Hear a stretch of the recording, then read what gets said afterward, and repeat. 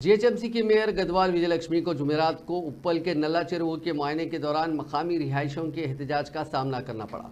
मकामी रिहायशियों बशमूल भाग्यनगर गणेश उत्सव समिति के अरकान ने मेयर को रोका और हुकूमत की जानिब से आने वाले गणेश त्यौहार के लिए तैयारियों की कमी पर अपनी नाराज़गी का इजहार किया।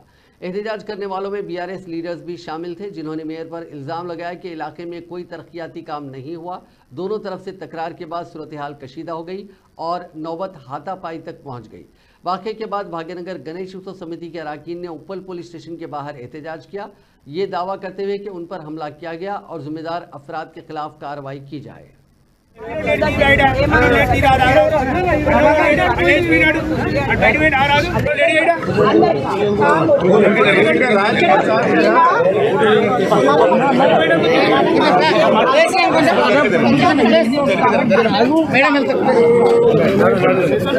అంటే 7th నుంచి కూడా సుమారు 18th 19th వరకు కూడా నిమజ్జనం జరిగే కార్యక్రమం ఉంది।